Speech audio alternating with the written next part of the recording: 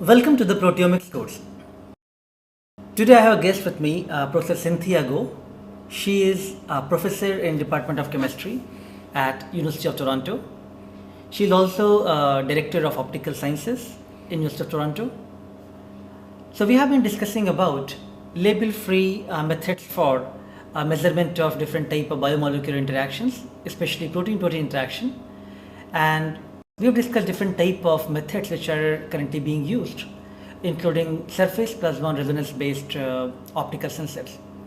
Now today with Dr. Cynthia Go, we will discuss about a diffraction based biosensors which her lab is actively working on, and during discussion she will also show some examples of how these type of diffraction based biosensors can be used for measurement of protein-protein interaction, and it can also be applied for different type of diagnosis and point of care diagnostics.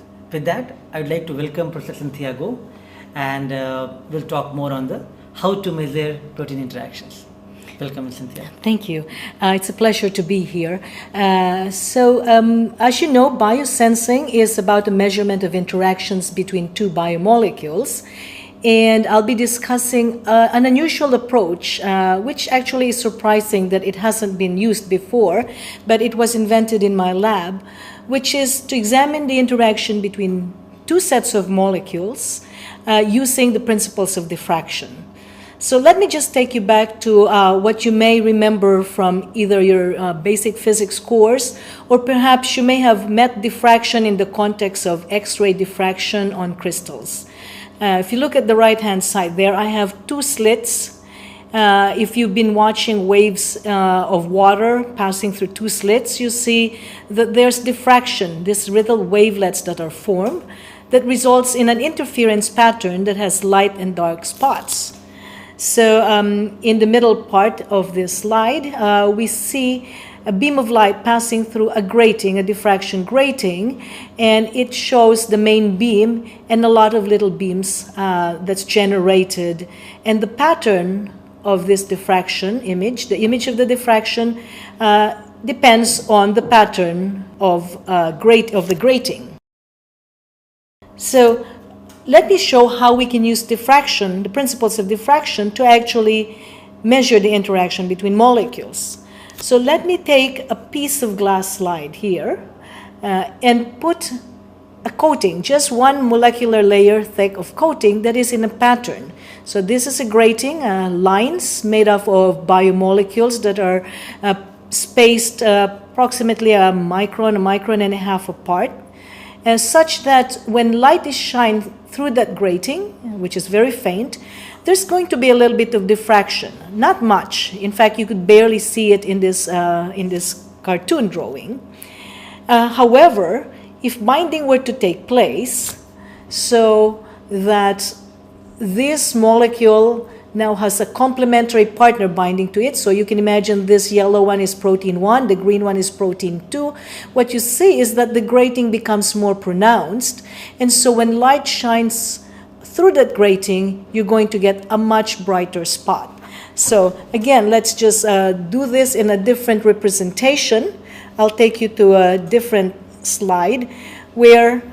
So Cynthia, it means you are actually measuring how much material is there, and to begin with, if we have small material, 1 nanometer size, and then if we are adding more material to it, then the change in the diffraction that is being measured. Right? That is correct. So effectively, we have a surface first, like a piece of glass, where light will go through, and when there's just imagine writing with your pencil lines on that piece of glass. If you shine light, you're going to get a diffraction. Except the lines that we're writing is one molecule thick, which is one protein layer thick. Right. And so the diffraction is very faint. So let me illustrate that in this little cartoon. So the sensor surface is a piece of glass. It has lines, as you can see in this inset. And when I shine light through it, there's going to be a very faint signal. Now, supposing I introduce molecules that bind right on this line, the signal gets darker, and it's represented in the right-hand side here by the intensity of light. So effectively, if I have a detector in one location, you can see that the signal increases with time as binding takes place. Now, if I were to introduce a second molecule that binds to that first one. Again, the signal gets darker, so my detector then has an intensity increase with time. So good thing is multiplexing is possible in that way. We can talk about multiplexing in a different one. This one is basically, this is one molecule binding to another molecule. You can also bind a second one. Sure. So you can imagine an antigen and an antibody and a secondary antibody. You can also play games. If you're into trying to measure relative strengths of interaction, you can imagine trying to imagine whether you can displace this antibody with another thing. So here's something coming in, another molecule, and if the binding is stronger, it may actually detach the previous one, and that will be indicated by a change in signal, in this case, a decrease in signal. So I think very similar to what we had talked in the previous class on the surface plasmon resonance methods. I think same way we have the baseline here, and we are measuring the time versus intensity on X and Y axis. Then we will have an on rate, we will have an off rate. Depending on the interaction, how it is strong or weak, one can actually compute the values for measuring the on rate, off rate, and the kinetics of it. That's right. So it's very similar to surface plasmon, and in fact, a lot of the principles are similar in that it depends on the index of refraction difference. Right. The main difference here is that in surface plasmon, you only are looking at the main beam. In this case, because we are putting things in a pattern, then you're going to have a diffracted beam, and we're looking specifically at the diffracted beam. And there are advantages of doing that. Mm-hmm. Why would we actually want to measure this way instead of just directly through surface plasmon? Well, you can actually imagine in one area. If you're doing surface plasmon, you can only put one molecule in that area. That's correct? Right. I think also like now there are some newer methods where people are trying to have 4-plex or at least that's 6. Right. Now you have different areas and you can put things down on different areas. Right. So in the case of diffraction, you note that there is a one-to-one correspondence between what your grating look like and what your diffraction image looks like. Right. So even just if I have a grating facing one way versus another way, I will have this grating will have dots in this direction, this grating will have dots in this direction. And therefore you can identify whether molecule A is binding to this one versus this one. Sure. So you can multiplex very easily, and that's one advantage. From the technical perspective, we can actually choose that kind of pattern to enhance the signal and therefore create a better sensor in many cases. But from if you were trying to look into the diagnostic area in the future, one advantage of getting diffraction pattern is that if molecule B is not binding but just drops somewhere accidentally, we call that non-specific binding. Right. In surface plasmon, you will measure that because it attaches to the surface. Right. In a diffraction experiment, if you don't drop in a linear on a grating pattern, then you won't get a signal. So it means like you are able to increase the specificity here and much more controlled manner as compared to what one can do in SPR and other methods. That's right. You can reduce what's called a false positive, where you get a signal that is not really meant to be a signal. Sure. I think that's a big advantage because when you are talking about diagnostics and you are looking at the very specific signal, I think giving a false signal can actually be very difficult. For diagnostics, that's very important. But even for experiments in your lab, you of course do not want to have big error bars because some proteins just like falling out of your solution. Exactly. Okay, so let me show you just implementation-wise how simple this can be. As I said, this technique was invented in my lab, and here's the example of substrate where we've patterned the biomolecules, this protein on the piece of glass, and it's a submonolayer coverage. It's very small, a very sparse amount of protein in there, and it's imperfect. As you can see, it's not even at all. Right. But it doesn't matter because diffraction is defect tolerant. What do you mean by defect tolerant? Because if there is some defect, are we going to have different type of diffraction pattern, or that can be compensated because of the nature of diffraction? Yeah. Well, the nature of light is such that it will pick out the repeats that is of the order of its wavelength or higher. And so if you look at this picture, this is an atomic force microscope image. So each, the little dots in there are proteins. And you can see that there's areas where there's sparse coverage and areas where there's more of them. And you can see a lot of clumps. Right. But as far as light is concerned, it doesn't matter because these clumps are non-repeating. And if they're not periodic, it doesn't show up as a signal. And so it ignores all this. You see, this is probably a protein that just, or maybe this is a piece of junk. And it ignores that completely. Okay, so I think some error can be tolerated in that way, the defects. That's right. And so from the point of view of building a device and building an instrument, it doesn't have to cost much because you don't have to make things perfect. Yes. Making things perfect is very expensive. Yeah, but still at the end we can get the perfect signal. I think that's what matters. That's right. So again, let me just show you in the different region. We have here the grating made up of individual protein molecules. And then binding takes place on it, more binding takes place. And what happens is, here's the surface before binding. You can see that the coverage is not very strong. After binding, the coverage is strong, and you get a much bigger signal, intensity of signal. So you can quantify that. And here's an implementation of how simple it can be in our lab. Really, it has three components. The light source, which is, in this case, a laser pointer. It's a 3 milliwatt red laser. And the detector here is, this is a CMOS detector, but it could be a webcam. It could be what's called a photodiode, which is a very inexpensive piece. And here is the sample cell, and let me enhance that. So it seems you have a prototype earlier to begin with. Well, this is how we built it in the lab, right? Sure. Because, you take pieces and put them together.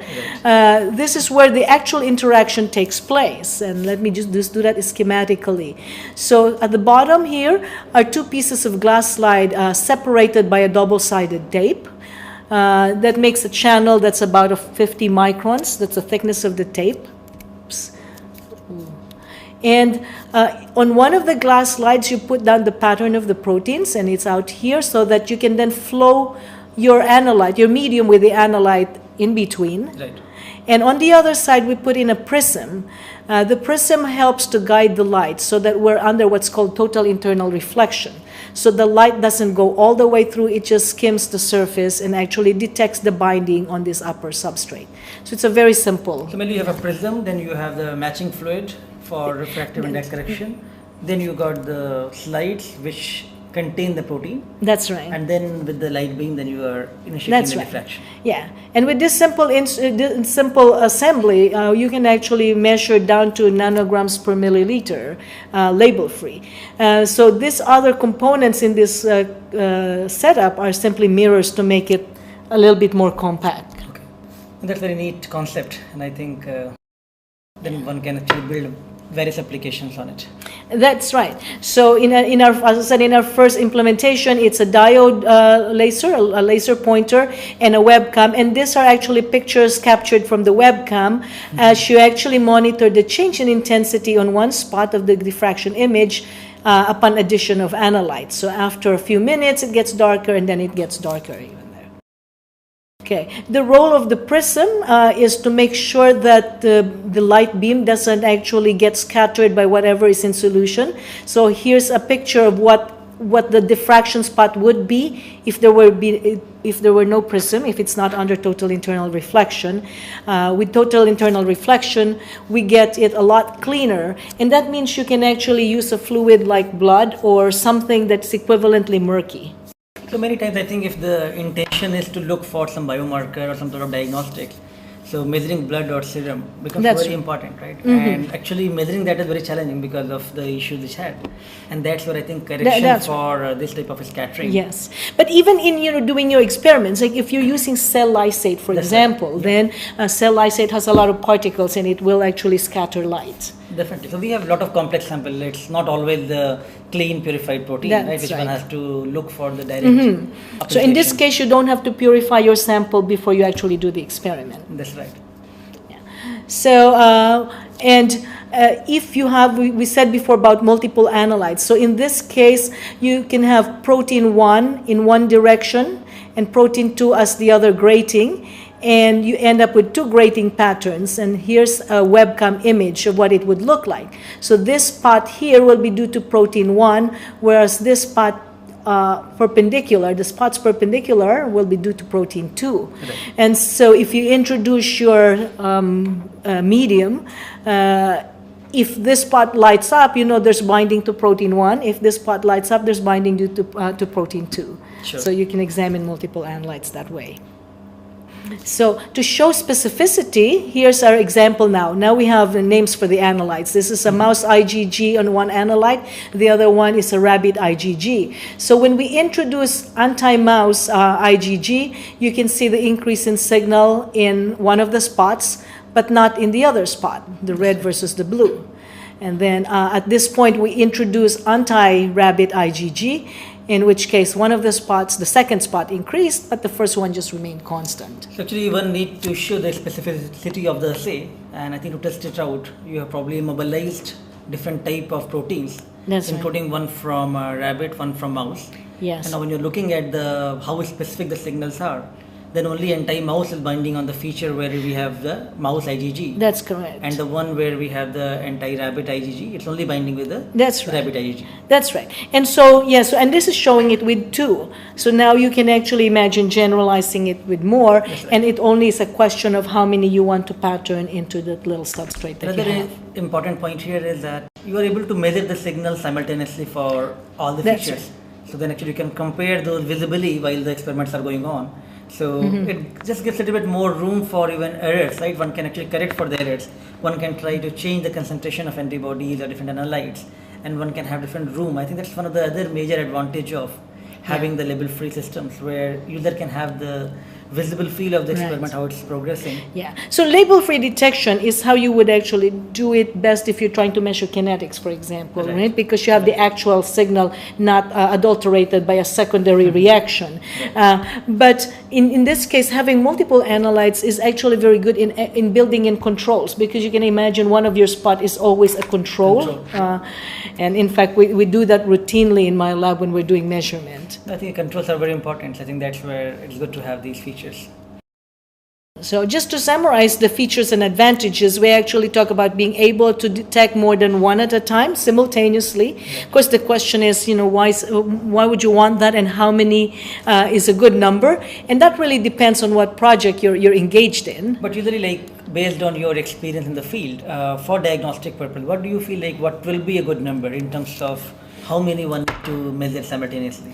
Well, I think it's a question of cost now, right? The more things you put down, the more expensive it becomes. So in any disease, you're identifying how many markers do you want, or if you want multiple diseases, how many of them are likely to occur at the same time. So I'd say it should be less than 10, because chances are you're not going to be sick with more than 10 different things. And in a complex illness like cardiovascular diseases, probably there's 4 or 5 relevant markers that one would like to detect. So one has to actually take a call, in terms of what they are actually trying to measure. And I think having as a good marker is always good, but having too many is also not good, because controlling them and actually keeping them functional for a long time, again, all the cost for the measurement and everything comes That's in the picture. Right. Yeah. So I'd say somewhere between 4 and a dozen is probably what's a typical number. Sure. Yeah. So the approach is also quantitative, because of course the intensity of the signal is proportional to the amount of the material that's gone down, and it's of course you have to run calibration curves to keep that standards going. As we mentioned earlier, that there's little false positives, because if things don't fall down on a grating, then it's just not going to be measured. And that the information is real-time. Again, that's characteristic of all label-free techniques. It's a real-time measurement of the actual interaction, and therefore you can extract from it kinetic information, binding information. In our case, though, the sample volume that's needed is very small. It's really, it all depends on how good that little sample cell is. As I said, using double-sided tape, we can get it down to 20 microliters. And that's like a small droplet. Right, I think that's very important, right? Because if you're talking about clinical sample and measuring the things in the clinical settings, I think it's very important how low we can go. That's right. But even in your experiments in the lab, right? Because proteins are very expensive. Yes. So if you have the smaller that is, the more experiments you can do for cheap. Definitely. So it's always better to do in the small volume, what is possible. Yeah. Now, the sensitivity, people ask me, how sensitive can this get? Well, if you notice that it's all about measuring that grating. So the more pronounced that grating, the bigger your signal. And therefore, if you want to work with low concentration, it depends on how big your molecules are. The bigger the molecules, the better your signal is going to be. Right. But also, the stronger the binding, the better your signal is going to be at low concentrations. Right. So there's no direct answer to that, but in some sense it would be comparable to SPR because it's based on a similar principle, which is there's an index of refraction change at that interface. It's label free right now, but actually if you want to get better sensitivity, you can also add labels. So you can actually start with protein 1 or an antigen, you put in an antibody, and that's your binding. If that signal is too weak, you could put in a secondary to identify your antibody. That's, I think, very important, because if you're not able to detect the signal at very, very low level, then obviously you have to have some mechanism to bring the signal up. That's right. You can amplify. Or perhaps the other way of doing it too is that the signal may be low and you need an instrument, you need a good photodiode to do that, but then you want to sometimes amplify it so that it's now visible to your eye, and then what you can do is you can add your secondary. Right. Okay, here I'll just show you an example. Here's an assay. These are results from an experiment in this setup that I showed you earlier, that little prototype. So basically looking at the intensity of light as a function of time as we introduce anti-digoxin to bind to digoxin, which has been immobilized on the glass surface. Okay, so you can see that when the analyte, when the anti-digoxin is 200 micrograms per mil, you get the uppermost curve. Right. As you decrease the analyte concentration, you get the lower and lower curves until down to 200 nanograms per mil. And here on the right-hand side, we blow it up so that you can see 200 nanograms per mil, still pretty reasonable. I can still believe that's still signal above noise in there. Noise, yeah. Yes. So we can go from 200 micrograms per mil to 200 nanograms per mil label free in 20 microliters of solution in this experiment. Right. I think that's quite good, but I think probably we can tweak it around to enhance the signal. So this is still, of course, label free. This is label free. Right. It also is in that little breadboard setup I showed you earlier. So not optimized in any way. Mm-hmm. In fact, some of these experiments we had done earlier just on a webcam with a manual capture of the intensity. Right. So now there's many ways of pushing it higher, but one way of doing so is by putting in a label. I know this is a label-free course, but you can see what a label would do to you. So I think broadly we're discussing about different type of detection systems. So I think it will fit. That's right. So you remember that we have a 200 nanograms per mil that was in the previous slide. Right. But now I'm going to introduce a secondary. Here's a secondary antibody, and in this case, labeled with a little piece of gold. Actually, we found out later we don't need that gold label. But anyway, for this graph, that was had a gold label in there, and we can bring it down from 200 nanograms per mil to 2 nanograms per mil. And now this is now this noise is now the noise of the detector. So we're in order to go better than that, we have to do a little bit more of signal averaging. Sure. And we can do a different type of labeling, which is this is a precipitation assay. So here's our initial antigen, and then you put in the antibody, the digoxin, and then you put in the secondary, which has horseradish peroxidase in it. The horseradish peroxidase then acts on a substrate TMB to form a precipitate. Okay. If you do that, we can actually go down to 50 picograms per mil. So you achieve much higher sensitivity. From 2 nanograms, here's 2 nanograms per mil here, and now 2 nanograms per mil is huge, and we go down to 50 picograms per mil.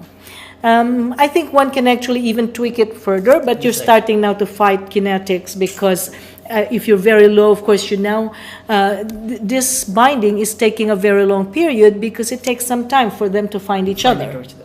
Yeah. So, but anyway, just in this could be useful, I think, when we are talking about very weak protein-protein interactions or different type of analytes which are very, very low in abundance. So yeah. So that becomes now an issue about assay development. What we have here is a tool that allows you to measure that signal. Now you can configure your assay so that you introduce. In this case, we were just introducing them linearly, but in some cases, you can actually premix a cocktail and then let it bind together, and that may sometimes work better. Sure. So it's actually not just protein that we can actually look for. These are some data on troponin. This is still a protein antibody assay.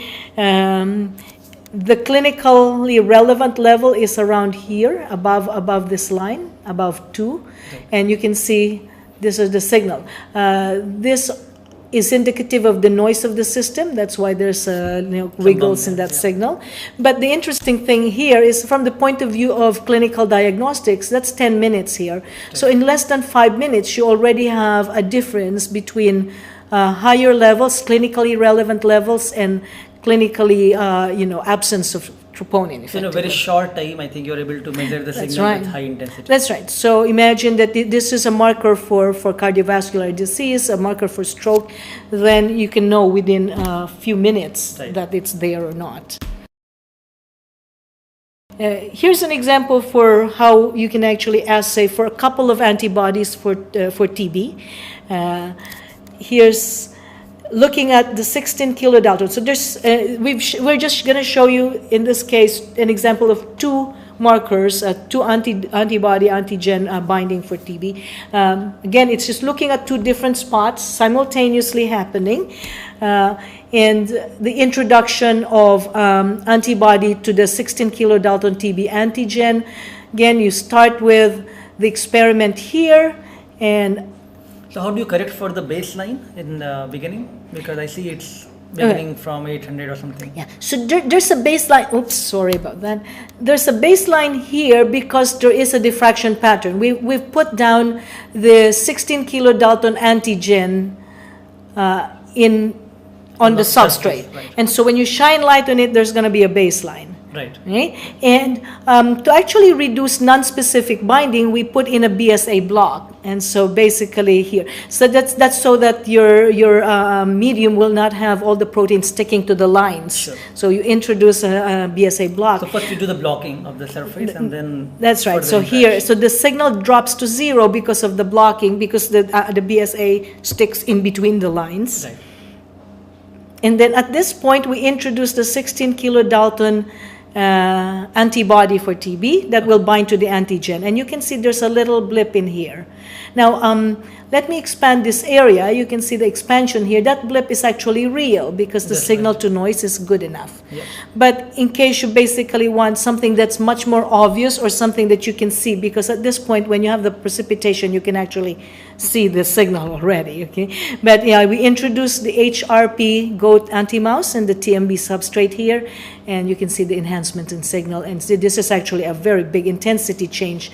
You can look at it. This is a 3,000, reading at 3,000. So it's a 3,000% intensity change. No, that's, I think, sort of clear yes or no answer, right? That's right. Yes. So if you're trying to create a diagnostic, just say yes or no. Well, here I can say yes or no. Okay. Yeah. So that's one of the spots. Now, if you look at the second spot, which is filled with a 38 kilodalton TB antigen, you can do the same experiment, and then we'll put them together.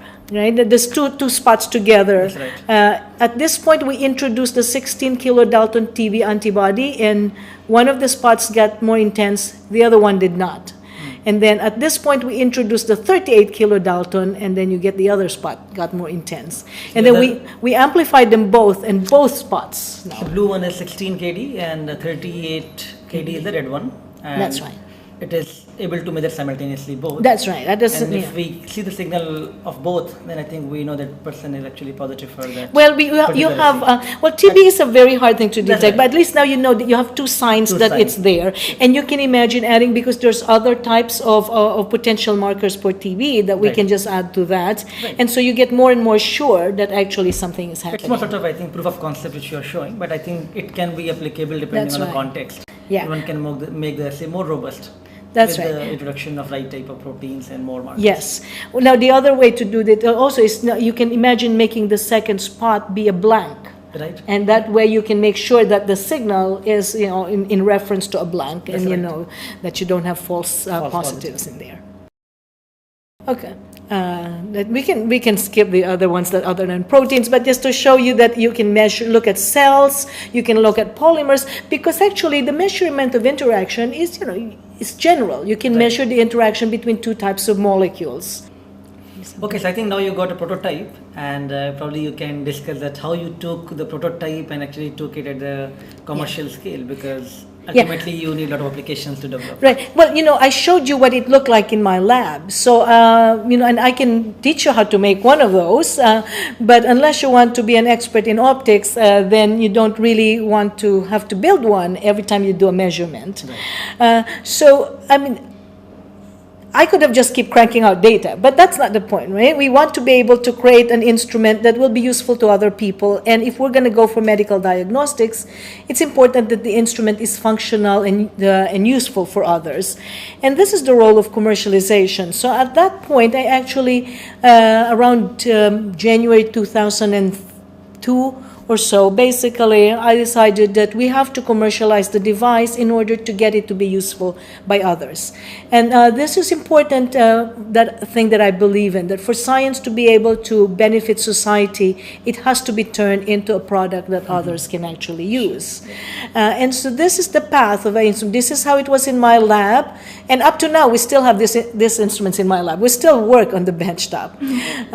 But what we did is we translated it into a series of steps so that the current device that went out in the market late 2006, early 2007, is an instrument that other people can use. And that little piece of double-sided sticky tape, it's not really going to be good for you to just have to make that yourself. It's now a little piece of plastic that's actually a lot cheaper. It took a lot to get there, but it's now much more efficient and cheaper. Okay, so here's the instrument. It's all computerized. There's pumping system inside. There's software. And it has the little sample cell that has 8 spots in it that you can put down different proteins or different snippets of DNA or whatever biomolecule you're trying to assay. So now you are providing the multiplexing capability for... Yes, it has multiplexing here. Instead of on top of each other, it's now in 8 different spots. And effectively in the instrument, the laser beam runs through back and forth. Okay. Into this, and there's a channel there. There's an insertion port, the injection port where you inject the analytes, right. And it just goes to that little channel, which is about 20 microliters or less. Yep. Okay, but it has a pumping system, so you can actually control the flow rate and so on, which becomes important when you're doing kinetic studies. So here's an example of a study on the binding of a protein to a DNA. So in this case, this is the substrate. We put down streptavidin in a pattern, and we basically take that substrate, and here's the initial signal from that substrate. What is the y-axis here? Are you related? This is a time versus intensity. This is just the in arbitrary units at this point. Yeah. Right? So Rec-A is a protein that binds to the DNA, and that's what we wanted here to see is the kinetics of binding and unbinding. Right. So we start with a substrate that has only streptavidin, and when you introduce Rec-A to that sample cell, nothing happens. Right. Rec-A doesn't bind. So at this point here, we introduce a biotinylated oligo. Right. And so that binds to the streptavidin, and you get a little blip and signal. Right. Okay. When you introduce Rec at this point, you get a big Much increase better in signal. Right. Okay, and then we want to unbind Rec-A, so we introduce just the buffer to flush out the Rec-A, and the signal goes down. That's because the interaction between Rec-A and DNA is a lot weaker than antibody-antigen interaction. And you can repeat the experiment, etc. So, and you can actually analyze these curves to measure the binding and unbinding kinetics of Rec-A and DNA. So this will be similar to what we're talking about in SPR, right? Like in terms of on rate and off rate. That's right. I think similar. Yeah. So this is an on rate and off rate of Rec-A onto DNA. Now, mind similar both in here and in SPR. One has to actually be put together the correct model in order to extract the correct kinetics. Yeah. So I think the softwares play a role over there, like how you best fit the model and extract the data for. Yeah. Yeah, so I know that the SPR instruments come with associated software. Now, if you're actually trying to study a specific system, it may or may not be the right model for your system. In this case, you can actually write down the equations and do your own fitting of the data. So that's in order to extract real quantitative kinetics. So in this case, as long as we're reasonably at a certain range of concentration, the intensity is linear with concentration, and therefore you can actually model the kinetics nicely. This is a similar experiment, and this is on the binding of polymerase, RNA polymerase, to the immobilized oligo. So it shows the kind of different level of applications one can achieve, not only just a strong antibody and protein, but also protein-protein or DNA-protein. That's right. Or polymers or cells. Cells, yeah. So I think cells are actually very easy because cells are big, right? So, in fact, the challenge with cells is we have to redesign the lines because the lines, the lines originally we have are about 1.5 microns, but, cells are bigger than that, and so we have to redo the whole thing with a much bigger line. So different setting has to be. But it's the same principle, and in fact, it's actually very simple to detect cells. Sure. Yeah. So this is just again. This example is antibody immunoassay. So you can play games on that. And what you have on this one? So this is just antibody quantitation and showing a slightly different surface. This is avidin with a GAM FC in there. It's not different from the other one, so I'll pass by it. Sure. Here maybe is a more interesting example, and I think this is one of the early clinical example using now the instrument. As I said, now the fact that there is an instrument that somebody else can use, that means people can actually configure their assay and play around with how you're going to get it to work best for measuring whatever it is you want to measure. That's okay? Right. So this is the detection of neuron-specific enolase, which is basically associated with traumatic brain injury. And in this case, So is this kind of a marker which indicates the traumatic injury? That's correct, yes. And I'm not an expert on the subject, but Dr. Berger was using this primarily to look at markers in babies. When babies have shaken baby syndrome, they actually have issues about whether the baby has been shaken. Okay. And in this case, being able to use only 20 microliters is very important because you cannot get too much blood from babies. Right. And so here's an example where they actually have it's effectively the same as we've been discussing before. You put down one protein that identifies another protein, and sure enough, it works. I mean, as a physical chemist, I feel like, well, if it works for one, it has worked to work for another. It's a question of how strong the signal is, which is dependent on how big the sample is. But challenge here will be like in terms of the level of the protein, right? In the That's different patients. Yeah, what is a significant level? So in designing biodiagnostic instruments, one has to always ask, if I'm detecting for disease X, what's the relevant concentration to detect? Right. And whether I'm able to capture the dynamic range. That's right. Well, or whether it's even important to have dynamic range, okay? So if you're actually looking for a marker that's, present in micromolar quantities, that's not a challenge. You can use anything that you have, right? But also then there's no sense building an instrument that can go down to nanomolar if all you're detecting is micromolar. Yep. Now, for many, if your interested is primarily in terms of kinetics, then you don't really run kinetics at low concentration. And so, you don't have to do an instrument that can do nanomolar if you're trying to actually do kinetics, because usually you run that at micromolar. So here's an example of troponin detection. So the interesting thing here is being able to detect a complex system.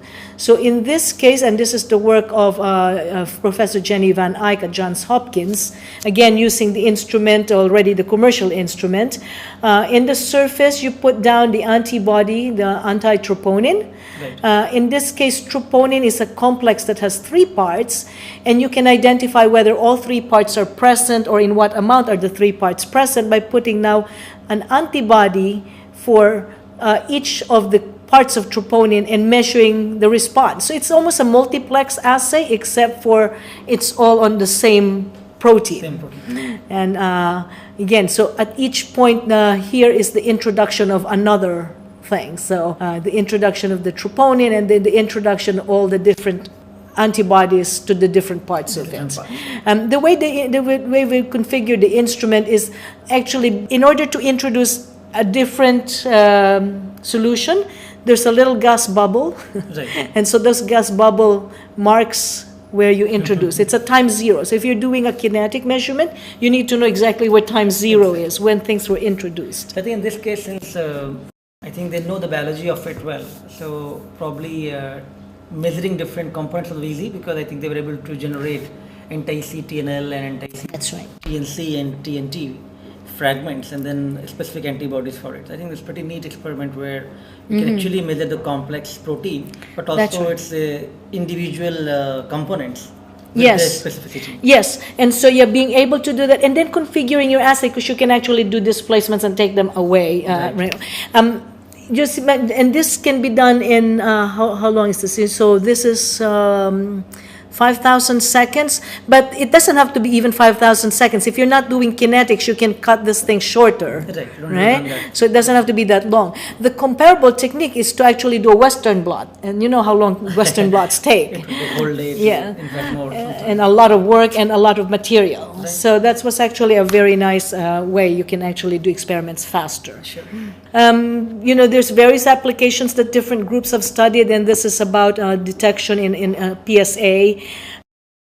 And some interesting work were done on antibodies for isotyping and avidity experiments.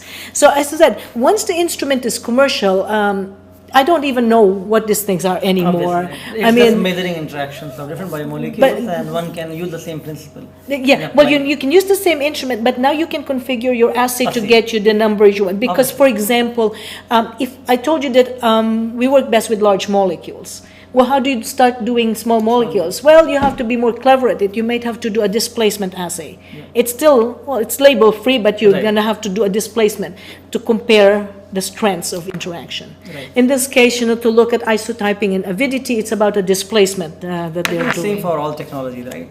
That's right. Yeah. But you see, I personally couldn't have done all these wonderful applications. Sure. So again, I go back to, you know, the desire to benefit society by sharing your science. And it's not just about publishing it, but actually creating a device that facilitates other studies.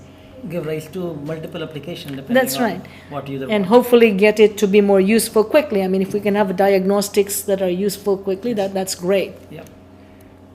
So let me just show you how we actually did multiplex. I kind of glossed over. I said there are 8 spots in there, but to put 8 different proteins on a piece of glass slide is in a pattern is actually non-trivial.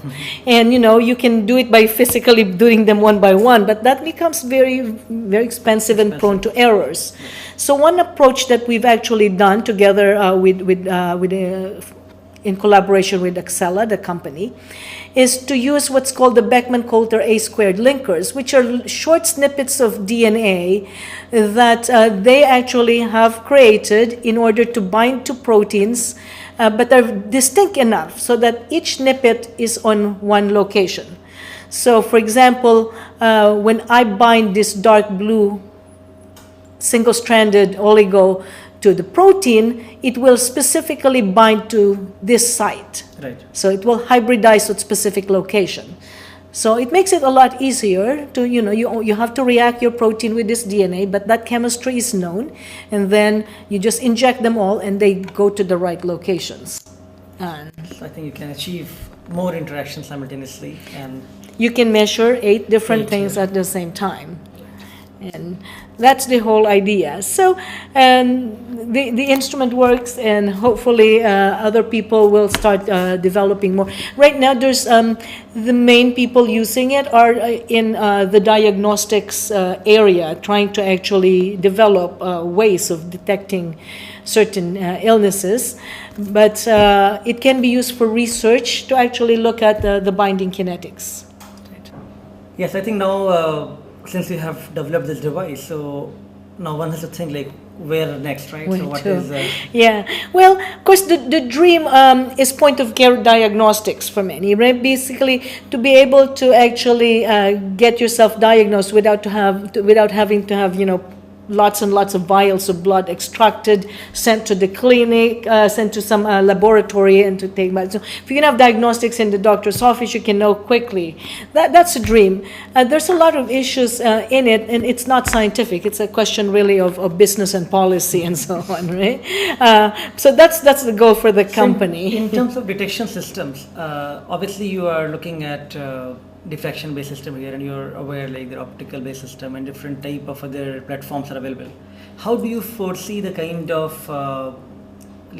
based on the user requirement, how the field is going to progress in terms of one has to really rely on one type of only principle and device based on it, one need to have a combination of it, or depending on the type of samples one can select these type of things. So what is like, since you're working in this area from a long time, what will be your perspective, like where the field is progressing, and what do you think, like is there a specific way one can just select a platform and move forward on it, or depending on our kind of application one has to No, I don't think there is one answer to everything, because different devices have different strengths. Okay, so for example, what is the weakness for something like a diffractive optic? Remember I told you there has to be repeats. Right. So therefore we cannot detect one single molecule. Okay, so what is the best sensitivity you can achieve? Well, I don't know the answer to that, but it's certainly multiples of molecules. Right. So if you're trying to go very, very low numbers, that's not a way to go. So it works best. Probably its main advantage is in a detection of multiplexing, that needs multiplexing, particularly things that needs a wide dynamic range. Okay. So for example, if you're looking at cardiac markers, some are present at nanograms, some are present at micrograms. It's very hard to find a technique that will span a very wide dynamic range. But there are other advantages of different techniques, and one has to consider also the ease of use, the cost, the time needed, etc. Right? So if you're trying to do early detection of cancer, you're willing to pay premium because it's very, very important. Mm-hmm. Whereas if you're trying to do a surveillance of malaria, you're not willing to pay premium because after all, what are you going to do? So there's a lot of considerations, not just technology, when you're looking at kind of application.